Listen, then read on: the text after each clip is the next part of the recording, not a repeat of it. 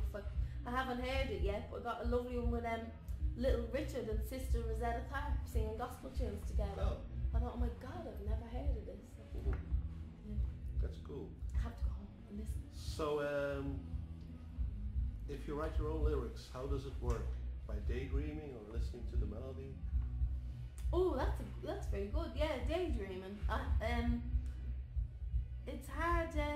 At the moment, I'd like to be writing more. I started the song the other day, but normally it comes very quickly to me. I'd like to be writing more, but because I'm always busy, it's hard at the moment. But I like my brain to. It needs to empty almost and get bored, and then it works overtime. When I get bored, my brain, most people, you imagine more and you think your other side of the brain comes into action, I think. And that's when I start humming, and I've written songs cycling. You know, I've written songs while I was doing housework, I've written songs while I'm walking the dog, or, you know, in one part of the brain is, as you're cooking, you're and you go, oh, I like that, you know. you know, so it's constant in that way. Or when you're laying in bed. Yeah, in the middle of the night. I gotta write that down tomorrow, I've forgotten. The perfect song, and then you go, and you wake up the next day, it's gone. Yeah, I know. So sometimes you have to be quick with the pen, but it's anyway, sometimes the melody and the lyrics, it all comes together. Mostly for me, I'm lucky it seems to come all together. And other times then I might just have an idea for a song and I'll write it I have a little book I bring everywhere and write little thoughts, and then I'll work on it. She's got a little black book. I remember another artist who had one also. Janice? No. I think it was Coco Taylor who also had a Really? book. Yes, I believe. Oh, she recently died, didn't she? Yeah. She was great, I liked her. Well, I was So I'm in good company.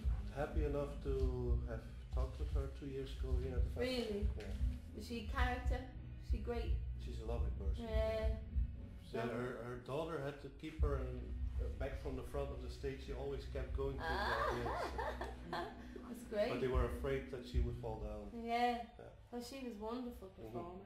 When I was in, we went to Chicago. We've just come back from a long tour in America, and when we were in Chicago, I was very happy to. I just couldn't wait to get to Chess Recording Studios, and I was very. I was quite disappointed with the local area when I was asking for directions. Nobody knew what I was talking about, and I thought, oh. And when I went into Chess Recording Studios, I said this to the guy on the door, and he said, we're trying to educate the young schools that what music history is on their doorstep. That I suppose most people, wherever you go, you're not a tourist in your own town, so you look outside. Yeah, but I think it's also because the youth nowadays is busy with computer games. Maybe. So they're trying to. There's a Willie Dixon Foundation, and they're collecting money, and they're trying to educate the local kids of what their own heritage is. Because Chess Recording Studios, I mean, without it, there wouldn't be a lot of music that you have now. I mean, Willie Dixon was another genius, and one of my favourites, Helen Wolf. He used to do a lot in there, and of course Buddy Guy and Coco Taylor. All of them are fantastic. But it was like I thought it was like a mecca to go into.